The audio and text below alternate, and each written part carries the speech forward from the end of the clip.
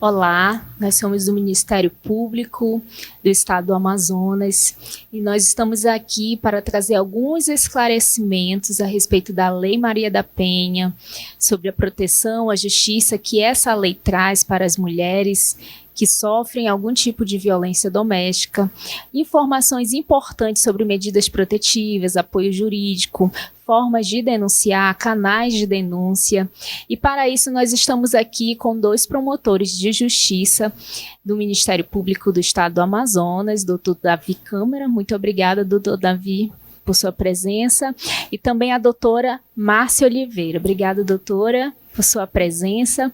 E nós vamos dar início aqui a um bate-papo bem interessante, com perguntas, com as principais dúvidas que as mulheres que sofrem violência doméstica nos trazem, para que a gente possa trazer esclarecimentos a respeito dessas eventuais dúvidas, tirar todos os questionamentos, tá? Então, a primeira pergunta que eu quero começar aqui, perguntando do doutor, a respeito do que é realmente a violência doméstica. É uma pergunta bem interessante, Kelly, porque muitas mulheres, às vezes, passam por anos em sofrimento, em uma situação de violência doméstica, sem terem uma percepção de que elas estão passando por aquele sofrimento, né, por aquela violência. Por quê? Porque elas associam a violência doméstica como sendo necessariamente aquela que gera uma agressão física, aquela que é ocasionada por socos, tapas, murros, chutes ou com a utilização de algum instrumento contundente que cause nela uma lesão corporal. Mas a violência ela pode ser de várias formas, inclusive uma violência sexual, a psicológica, o dano moral e o dano o patrimonial, que é aquele controle do dinheiro, né, por parte do agressor. Ele controla os gastos da mulher, ele subtrai valores do trabalho dela.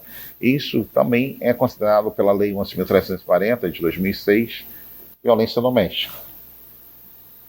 Certo, justamente uma das dúvidas também que a gente observa, né, nas mulheres é que elas têm uma dificuldade realmente de diferenciar os tipos de violência doméstica. Eu queria que a doutora aqui nos explicasse um pouquinho sobre essas diferenças entre os vários tipos de violência que são destacados na lei.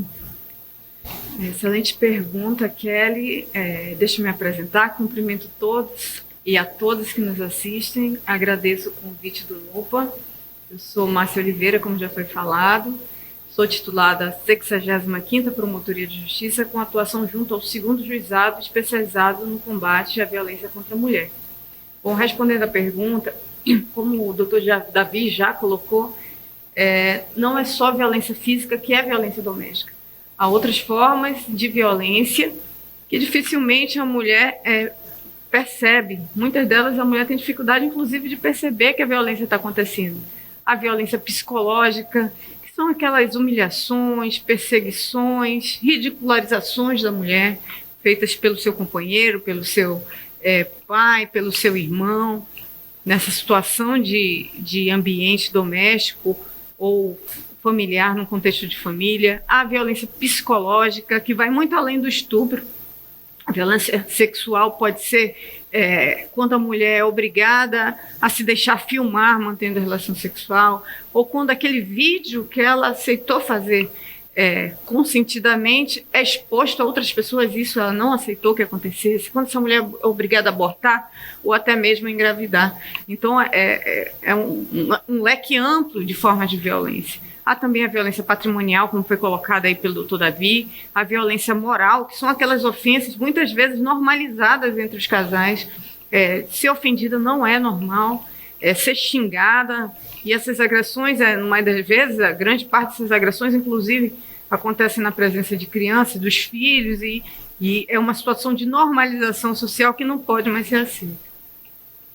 Obrigada, doutora. Qual seria a forma onde ela pode acessar para denunciar, para pedir ajuda? Eu queria que o senhor nos falasse um pouquinho, doutor Davi. Olha, primeiramente, a buscar o Ministério Público, né? Nós somos do Ministério Público, qualquer promotoria especializada. Na capital, atualmente, nós somos 6 promotorias de justiça. Futuramente, nós teremos 12 promotorias.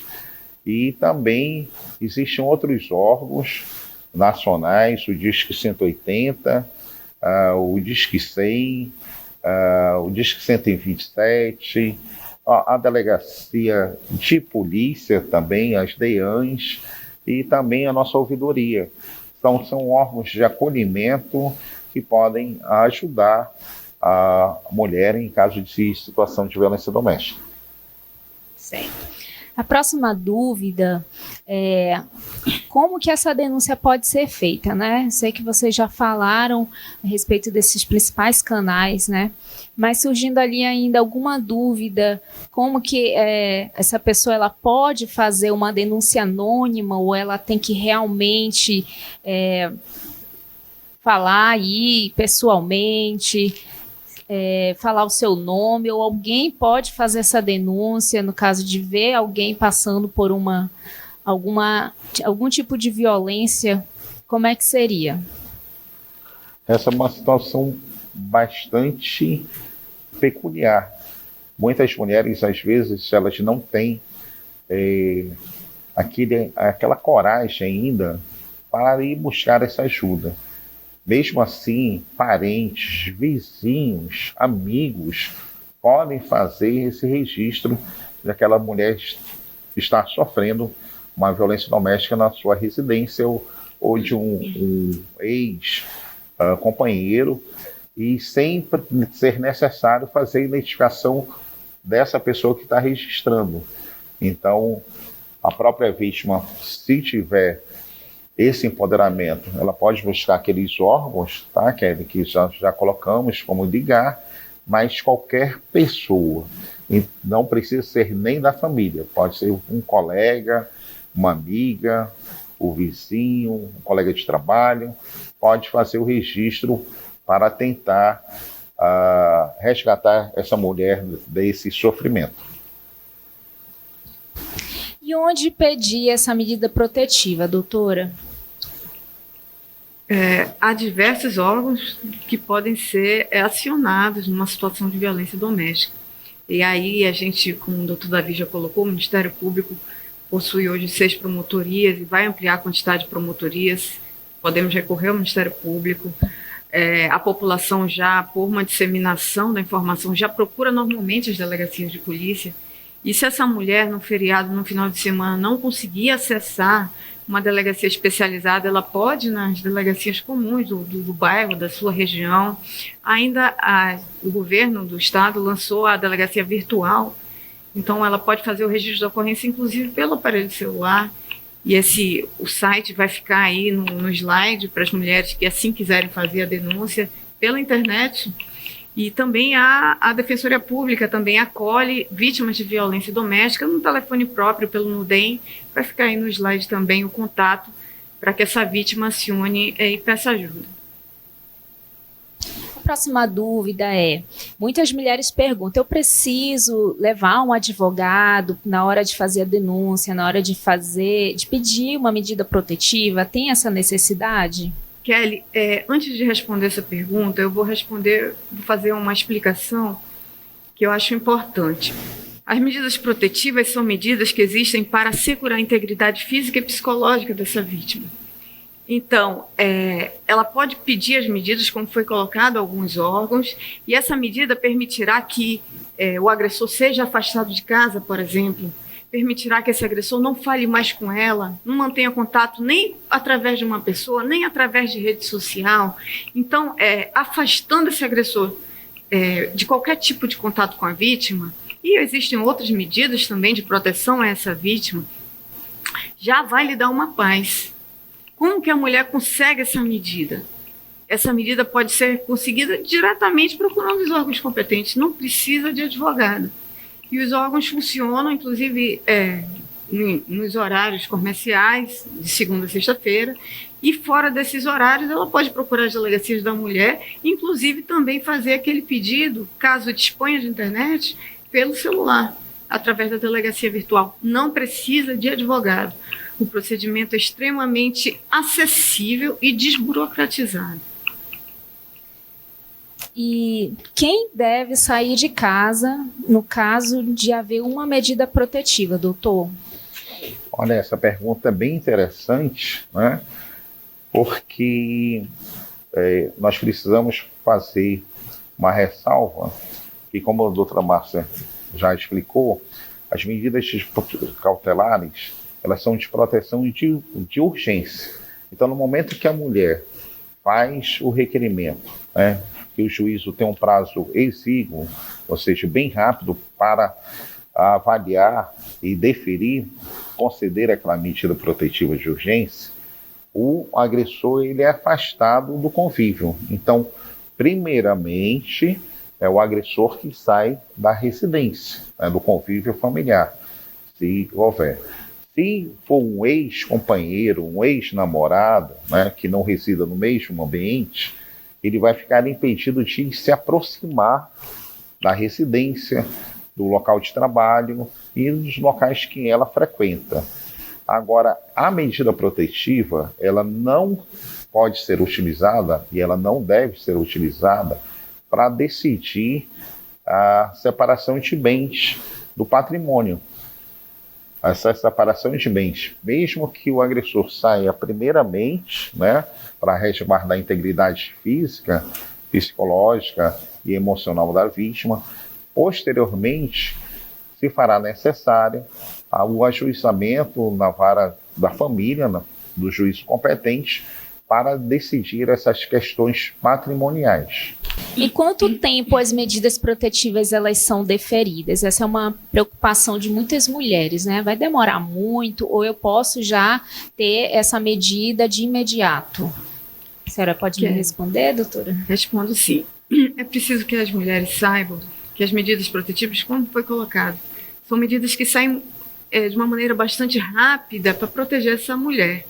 Mas veja, algumas situações precisam mais do que as medidas protetivas. Quando essa mulher está numa situação de crime que está acontecendo, é possível, inclusive, a prisão desse agressor. Então, se ela está sendo agredida fisicamente, psicologicamente, numa situação de flagrante, acionada a polícia, é possível a prisão desse agressor. O que não impede caso permaneça preso ou não, a concessão dessas medidas. E assim como a prisão em flagrante é algo que sai rápido, a medida protetiva também, o procedimento dela é bastante célere. A lei fixa o prazo de 48 horas para o juiz analisar e decidir essa medida. E a gente que está na rotina da violência doméstica, a gente sabe que normalmente esse prazo é inclusive antecipado. Essas medidas realmente saem bastante rápido. É um plantão exclusivo no judiciário para a concessão de medidas protetivas. Próxima pergunta. O que fazer quando a validade da medida protetiva expirar? Eu ouço muitas mulheres, mas eu cheguei lá na delegacia, me deram um prazo e a minha medida expirou. O que eu faço agora? As medidas, atualmente, elas têm saído sem prazo. Por prazo indeterminado. Então, por prazo indeterminado, o agressor não se aproxima da vítima. Por prazo indeterminado, ele não mantém contato com ela. Então, tem saído mais recentemente dessa forma de acordo com a jurisprudência, que são as decisões reiteradas dos tribunais, assim se estabeleceu. Mas algumas medidas que são mais antigas, ou por alguma questão especial, que vem com o prazo, essa vítima não precisa esperar vencer esse prazo. Ela, sentindo a necessidade dessa medida, vendo que a medida tem prazo, que esse prazo está prestes a acabar, ela pode procurar um daqueles órgãos que foi mencionado, o Ministério Público, o NUDEM da Defensoria Pública, o próprio Judiciário, a Delegacia de Polícia e pedir a renovação dessas medidas. Eu gostaria até de acrescentar, Kelly, nessa parte, que isso foi uma jurisprudência firmada, como a doutora Márcia já falou, né, pelo STJ, que, em razão do princípio da tutela, as medidas elas devem ser mantidas enquanto a mulher se sentir em uma situação de risco. E elas não podem ser revogadas, já pacificada também essa jurisprudência pelo STJ, sem que ela seja intimada pelo Poder Judiciário para saber se ela ainda precisa da manutenção das medidas. Ou seja, o Judiciário, após conceder as medidas protetivas de urgência, para revogar, ele tem que entrar em contato com a vítima e indagar sobre a necessidade da manutenção dessas medidas protetivas, porque é o princípio da tutela que deve prevalecer. Então é por isso que hoje as medidas, como a doutora Márcia já colocou, os juízos não fixam um prazo de validade, mas eles podem, por um período de 3 meses, dependendo da vara, de 6 meses, entrar em contato, fazer uma avaliação da necessidade ou não da manutenção das medidas, mas sempre indagando da mulher se ela ainda precisa dessas medidas de proteção. Bom, uma outra dúvida que eu escuto também bastante é a respeito do que fazer quando, apesar de já haver uma medida protetiva, ela está em vigor, mas aí o agressor ele continua procurando essa mulher, ele continua perseguindo e ela se sente insegura. O que ela deve fazer, doutora? Kelly, há um crime específico, que é o crime de descumprimento de medida protetiva. Está previsto na Lei Maria da Penha, tem uma pena de prisão de 3 meses a 2 anos de detenção. E na nossa realidade dos juizados de violência doméstica, é o crime que mais prende em situação de violência doméstica. O agressor, ele não respeita a ordem de não manter contato com a vítima, faz pouco caso da decisão que ele recebeu e acha que fica por isso mesmo. Mas na realidade não é o que acontece. Acontece, nessa situação, a vítima ligando para o 190, procurando uma delegacia, vai gerar a prisão imediata desse descumpridor da ordem judicial, do descumpridor da medida protetiva. Se não for o caso de efetuar a prisão, que não foi possível efetuar a prisão, essa vítima ainda assim deve procurar o Ministério Público, a delegacia ou até mesmo o judiciário para registrar uma nova ocorrência pelo descumprimento, porque aí ele vai estar respondendo não só pelo crime que ele praticou e que gerou a medida protetiva, mas também por esse crime autônomo de descumprimento de medida protetiva. Agora, Kelly, tem uma coisa muito interessante, né, Márcia? As medidas protetivas de urgências, quando elas são concedidas para a mulher, o objetivo do judiciário é resguardar a integridade física dela. Então, da mesma forma em que o agressor ele fica proibido de entrar em contato com a vítima, né, de se aproximar, a mulher vítima que recebe aquelas medidas protetivas, ela não pode ter uma conduta incompatível com o pedido. Ou seja, a mulher recebeu as medidas protetivas, né? O agressor foi afastado do lar e, de repente, ela entra em contato com o agressor. Ela liga para o agressor, né? Seja por questões de filhos, seja por questões de reatar o relacionamento. Quando a mulher ela reata o relacionamento, que ela tem toda a liberdade, tem toda a autonomia, o Estado não tem direito de interferir nessa vontade da vítima.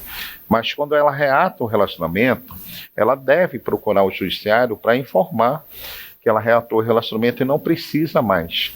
Por quê? Porque no momento que ela permite a aproximação, no momento em que ela deixa o agressor retornar para o lar e posteriormente ocorre uma nova briga, esse fato de ele ter retornado para a residência, né, ter mantido contato com ela, não vai ser caracterizado o crime autônomo de descumprimento, como a doutora Márcia explicou, por causa da conduta da própria vítima, né? O STJ já pacificou também essa jurisprudência, que essa anuência da vítima na aproximação de contato, na retomada do relacionamento, torna a conduta do agressor atípica. Então, isso é muito importante as mulheres saberem, né? Se ela quer voltar a manter contato, que comunique o judiciário que ela não precisa mais das medidas protetivas, porque as medidas protetivas não vão ser caracterizadas pelo descumprimento caso haja uma nova briga ou uma prática de novo crime, mas o crime de descumprimento vai ser uma conduta típica. E, doutor, outra dúvida bem comum é na área da guarda compartilhada. Como proceder quando há uma guarda compartilhada de filhos menores em caso de medida protetiva? Kelly, nós temos uma lei específica, né? A Lei 14.713 de 2023, que vocês estão vendo no slide, que ela impede a concessão de guarda compartilhada quando há uma situação de violência doméstica. Então, uma mulher, né, que está no juízo de família, uma disputa de guarda, após uma separação de união estável, um divórcio, o juízo da família ele tem que observar se existe uma notícia de sofrimento de violência doméstica. Só que no nosso juizado de violência doméstica, quando o juízo recebe aquele pedido que a mulher fez, né, que ela estava sofrendo aquela violência doméstica, que ela precisava daquela urgência para acabar com aquele sofrimento, as medidas protetivas não vão abordar a situação de guarda. Então, o direito de convívio do agressor com os filhos menores, desde que não implique em risco para esses filhos, ou seja, o agressor, ele agrediu a mãe, né? O pai agrediu a mãe, ele foi colocado para fora de casa, mas ele nunca teve uma situação de violência contra os filhos, embora na jurisprudência que eles seriam vítimas indiretas, mas diretamente não tem nenhuma notícia que chegue no juizado. Então é comum que as medidas protetivas de urgências não proíbam esse exercício desse direito de convivência. Só que o agressor ele vai ter que exercer esse direito de visita, né, por intermédio de terceiras pessoas. Ele não pode utilizar esse direito para ir na casa da vítima, ele mesmo ir na casa da vítima, né, entrar em contato com a vítima para dizer que quer visitar os filhos. Não, ele vai ter que utilizar ou a mãe, ou a irmã, ou um amigo em comum, para que essa pessoa faça essa mediação de pegar os filhos menores e depois deixar até que essa guarda seja decidida no juízo competente. Doutora Márcia, o que fazer em relação à alienação parental? Primeiro, do que se trata, né? Muitas mulheres elas não sabem que isso também é uma forma de violência, né? Que é praticada em direção a um dos genitores, né? E quando há uma medida protetiva aí nesse meio, né? Como é que é feito esse processo? O que ela precisa saber a respeito da alienação parental e como proceder quando ela, que é vítima de violência doméstica, também é alvo de uma alienação parental?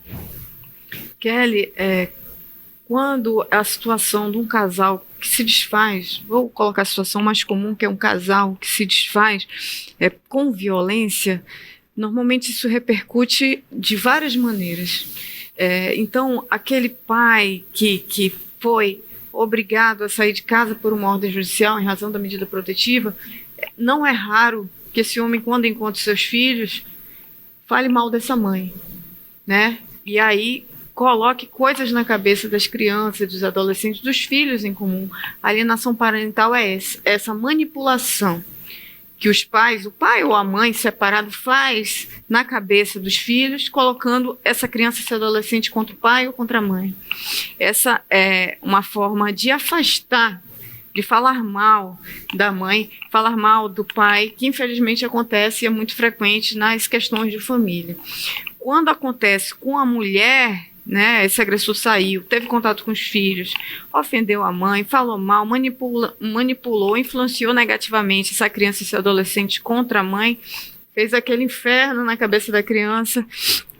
essa mulher, além de comunicar os órgãos ao judiciário, que é importante que o promotor de justiça, o juiz que está apreciando aquela medida protetiva tenha conhecimento disso, ela também pode procurar mover uma ação de natureza civil, que chama ação de alienação parental, para tomar as providências de ordem civil, que não prejudica as informações que repercutem no processo penal e nas medidas protetivas de urgência. Agora, Kelly, que me permitam uma parte, aliás, um adendo, né? Por incrível que pareça, Márcia, essa lei de alienação parental, ela é bastante utilizada pelos agressores contra as mulheres que têm as medidas protetivas. É o inverso. O homem, ele é afastado do lar, né? Ele entra com essa lei de alienação parental dizendo que a mulher que é vítima da violência está falando mal dele, está fazendo a cabeça dos filhos contra ele. Então existe no Brasil já um estudo, na América do Sul, essa lei, salvo engano, Márcio, só tem aqui no Brasil, onde acho que a Argentina tinha, elas foram revogadas por causa dessa má utilização. Os homens, então, isso é importante as mulheres saberem que são vítimas, né? Eles, para atacar aquela mulher que já está protegida pelo Estado, eles utilizam essa lei, entrando com a ação de alienação parental, para inverter aquela culpa, né, da mulher. Muitas vezes as mulheres acham que a existência da violência doméstica aconteceu por culpa dela. Você já percebeu que algumas mulheres às vezes dizem, não, mas ele me bateu porque realmente eu não fiz aquilo, eu deixei de fazer a sopa de queria, eu esqueci de passar roupa, eu não dei conta do coisa, ou seja, a inversão da culpa, o agressor dele se exime da culpa, né, daquela responsabilidade da agressão, e joga para a mulher. Da mesma forma, eles estão fazendo isso com essa lei de alienação parental. Então, isso é só uma observação para as mulheres que são vítimas de violência.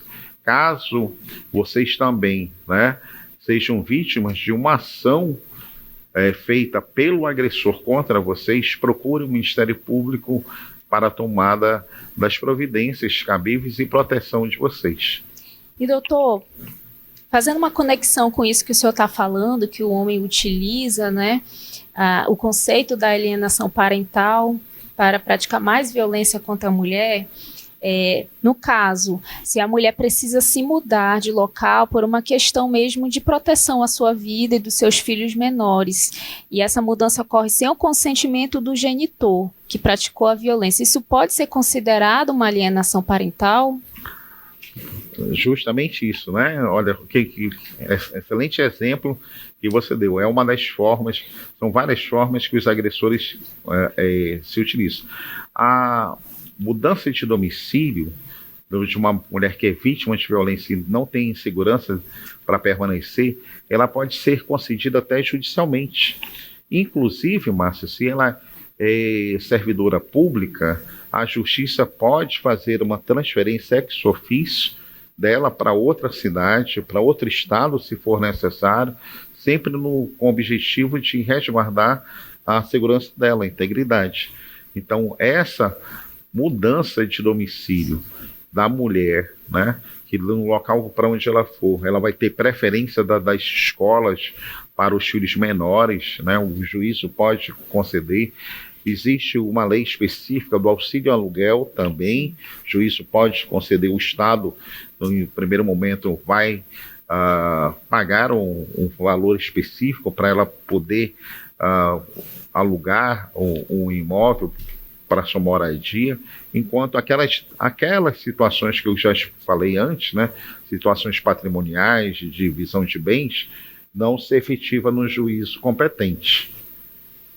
E, doutora, a respeito ainda dessa questão de mudança de domicílio da mulher vítima de violência doméstica e seus filhos dependentes, a pergunta é, O que pode ser feito quando uma mulher vítima de violência doméstica precisa se mudar e mudar o filho de escola? Ela mudou de bairro, ela mudou de endereço, buscando uma proteção, e aí o filho foi com ela e ela precisa mudar esse filho de instituição escolar. Como é que é feita essa situação? Kelly, hoje a lei, com alterações promovidas na Lei Maria da Penha, permite e garante, é um direito da mulher, a transferência dessa criança para uma escola próxima do local novo de moradia dela. Isso já está previsto na lei. Além da questão do trabalho, como o doutor Davi colocou, também aproveito para lembrar que, além dessas medidas, porque se fala muito do afastamento do agressor, né, e que ele não mantenha contato, mas o leque de proteção à vítima trazida pela Lei Maria da Penha é enorme. Garante esse direito de matrícula da criança numa instituição de ensino próxima do novo domicílio dessa mãe, permite também a concessão de auxílio aluguel para as mulheres em situação de vulnerabilidade econômica. Ainda, o leque da lei é um leque assim, exemplificativo. Nós temos conhecimento aqui no âmbito do Estado do Amazonas que a Sejusc promove atendimento assistencial, encaminha para emprego, além dos atendimentos jurídicos que podem ser dados na NUDEM, da Defensoria Pública, no Ministério Público. Então, além do afastamento do agressor, o leque é grande e há a possibilidade, sim, o direito, inclusive, de que essa criança seja matriculada no novo domicílio, nas proximidades do novo domicílio da vítima. Doutor Davi, somente homens podem responder como autores de agressão segundo a Lei Maria da Penha? Olha, Kelly, sinceramente, eu vou falar sobre a jurisprudência já predominante de todos os tribunais dos estados e dos tribunais superiores, né, o STJ, dizendo que não, né, em que qualquer pessoa, ou seja, outras mulheres, podem responder como agressoras de vítimas mulheres na Lei Maria da Penha, principalmente as relações homoafetivas entre as mulheres, com base num parágrafo único do artigo 5º da Lei 11.340. Particularmente, e existem alguns colegas, né, que têm uma certa dificuldade de compreensão, no sentido de que a Lei Maria da Penha ela foi elaborada em razão, todo mundo sabe, da condenação do Brasil, né, na Corte Internacional de Direitos Humanos, que obrigou o Brasil a criar uma lei para a proteção das mulheres da violência baseada no gênero. A exposição de motivos da Lei 11.340, ela é bem clara, dizendo que existia uma estrutura de dominação patriarcal, ou seja, do masculino sobre o feminino. Nessa estrutura, a mulher ela era sempre preterida e ficava em segundo plano e sofria as violências por parte dos homens. Quando foi colocado em votação, acrescentaram esse parágrafo único, o artigo 5º, que possibilitou a aplicação da lei para as relações homoafetivas entre as mulheres. E também hoje, com o advento da Lei 14.550 de 2023, deixou-se de aferir qualquer situação baseada no gênero para generalizar essa aplicação. Ou seja, na jurisprudência, se uma irmã agride outra irmã, se uma filha agride a mãe, se a mãe agride a filha, se a sobrinha agride a tia, se a cunhada agride a outra cunhada, se a nora agride a sogra e vice-versa, essas agressoras podem responder com base na Lei Maria da Penha. O que particularmente, eu não posso me omitir, né? Eu faço parte de uma comissão nacional do Ministério Público do brasileiro, a COPEVIS, particularmente eu não vislumbro como é que eu vou aplicar uma lei que foi criada exclusivamente, principalmente para defender as mulheres de uma violência estrutural masculina, né, das ações machistas, para processar uma outra mulher por essa agressão. Eu não vislumbro essa violência baseada no gênero nesses casos, mas isso é minha posição particular, minoritária, e, portanto, a lei ela é aplicada também para mulheres que agridem outras mulheres. É a jurisprudência pacificada. Com relação às relações homoafetivas entre homens, já se tem um entendimento de que eles também tenham os direitos provenientes das medidas protetivas da Lei Maria da Penha ou não? Como é que está essa situação? Essa situação, como a Márcia sabe, a Lei Maria da Penha, embora seja de 2006, né, então nós temos 19 anos, ela é uma lei que incomoda ainda muito, Kelly. É uma lei que vai de encontro a essa estrutura machista. Então, só no Congresso Nacional existe mais de 200 projetos para mudança de lei, já projetos que ainda consideram inconstitucional, e nesse ano, no mandado de injunção que vocês estão vendo na tela, né, o ministro Alexandre de Moraes, verificando um caso de uma relação homoafetiva masculina, né, então 2 homens, ele decidiu que as medidas protetivas de urgência que estão na Lei Maria da Penha poderiam ser concedidas para aquele caso. Agora, olha só, são medidas cautelares de proteção, semelhante àquelas medidas cautelares do artigo 319 do Código de Processo Penal, que podem ser aplicadas também nesse caso, né? Mas isso não quer dizer que essa situação de violência entre o casal masculino homoafetivo deva ser julgado por um juizado especializado em violência contra a mulher. Ou seja, eles têm direito à concessão, mas o processo vai ser julgado numa vara comum, porque ali não tem uma violência contra a mulher. É diferente da mulher que é transgênero, aquela que se identifica como mulher, né? Nasceu sexualmente, biologicamente homem, mas psicologicamente e socialmente ela se vê como mulher. Então ela é uma mulher, é o lado feminino. Então, se a mulher transgênero sofre uma violência por parte de um homem ou de outra mulher, já que a jurisprudência permite, o caso dela vai ser julgado numa das varas da Maria da Penha, ou não em relação aos casais homoafetivos masculinos. Esses devem ser julgados numa vara comum, mas eles têm sim esse direito a ser concedido as medidas cautelares de proteção, porque é um grupo também muito vulnerável na nossa sociedade, que hoje todos os juristas, os doutrinadores, né, já são também unânimes de afirmar que esse grupo necessita de uma legislação específica, própria, de proteção. Não seria a Lei Maria da Penha, mas uma nova legislação. Certo, doutora. A nossa penúltima pergunta é a respeito do que é stalking. A senhora poderia nos responder, nos explicar a respeito do que se trata esse termo?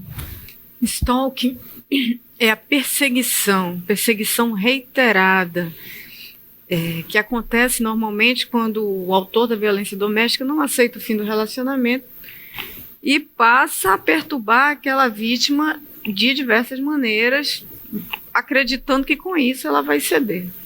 Então, ele vai no local de trabalho dela, ele fica ligando diversas vezes para ela, ele cria perfis falsos em redes sociais, Há casos de stalking, inclusive que o agressor faz pix para essa mulher, de 1 centavo, de R$1, que é para estar ali dentro da esfera, vigiando essa mulher. Então, essa perseguição reiterada, obsessiva, repetitiva, que perturba a vítima, traz uma ameaça psicológica, a vítima se sente coagida, intimidada. Muitas vezes esse stalking vem também na forma de uma ameaça real. Não só volta para mim, assim, volta para mim porque eu vou te matar, volta para mim porque se você não for minha, você será de outra. Essa perseguição que nem precisa conter esse teor de ameaça, mas a situação fica ainda muito pior para essa vítima. É um crime específico previsto no Código Penal e que tem uma pena condizente com a gravidade dos fatos. Ok, obrigada, doutora.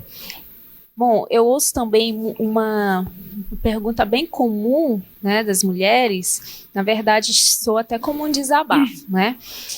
Que elas vão aos órgãos próprios da justiça, seja delegacia, promotorias, defensoria, e aqui ou acolá acontece alguma situação de elas serem maltratadas ou de serem indevidamente, né, terem indevidamente o seu nome associado a alguma ação indevida dentro da situação ali de violência doméstica, e elas se sentem ofendidas, elas se sentem maltratadas. Então, eu queria que vocês nos falassem um pouquinho a respeito de o que ela precisa fazer no caso de ser maltratada, se ela foi associada com a culpada de o crime ter acontecido contra ela, né, e ela se sente ofendida ali, ela fica mais revitimizada, fica mais vulnerabilizada emocionalmente.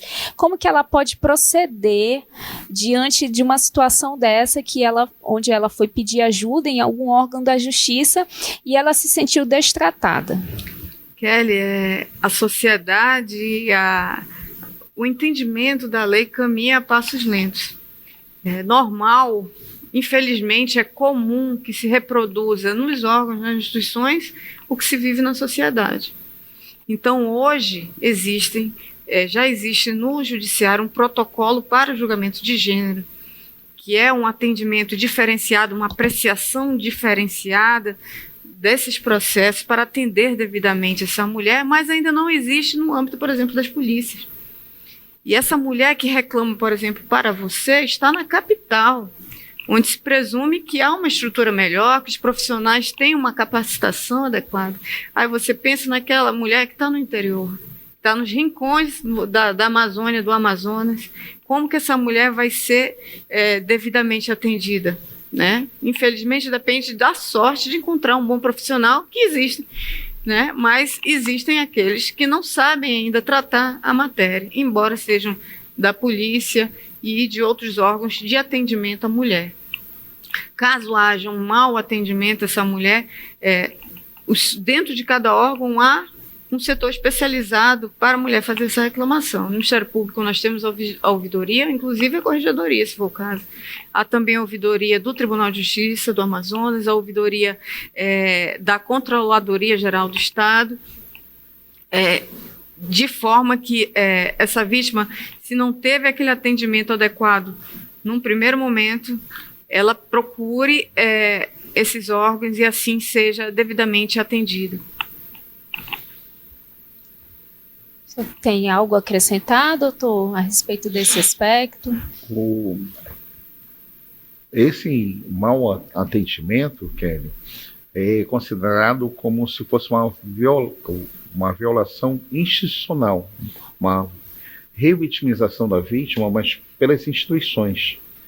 E nós temos uma legislação específica quando isso ocorre até em julgamento, numa audiência, se a vítima, na hora de fazer suas declarações, prestar suas declarações, ela teve indagações de sua vida íntima, no sentido de ridicularizar, de humilhar ou de questionar a sua honra, e não foi naquele momento, né, o juiz que estava presidindo não tomou as devidas providências, E isso caracteriza um abuso de autoridade. Isso decorreu daquela situação daquela jovem lá... Mariana Ferrer. A Mariana Ferrer. Da Mariana, né? Que ela, numa audiência, né, que ela prestava as declarações, o advogado da parte contrária começou a fazer várias indagações no sentido de denegrir a honra dela. E o juiz não tomou as providências e esse juiz ele foi punido pelo CNJ. Então nós temos toda, como a doutora Márcia bem lembrou, né, existe um protocolo hoje de julgamento sob perspectiva de gênero do CNJ. O Ministério Público está fazendo o seu protocolo no CNMP, que logo, logo nós vamos ter esse protocolo para dar as diretrizes das atuações dos órgãos de execução, ou seja, dos promotores e das promotoras de justiça, de violência doméstica. Mas quando ocorrem nesses outros locais, que são locais que deveriam ser de acolhimento, uma mulher que vai numa delegacia de polícia e dizer que sofreu um tipo de violência e recebe do atendente uma cantada, isso já ocorreu em Brasília, numa delegacia especializada. Uma jovem muito bonita foi dizer que o namorado tinha feito isso e o atendente, né, o homem lá, virou assim: mas por que você fica com ele e não sai comigo? Esquece dele. Ou seja, essa vítima, quando ela é mal atendida, mal acolhida, ela fecha a porta, ela não volta.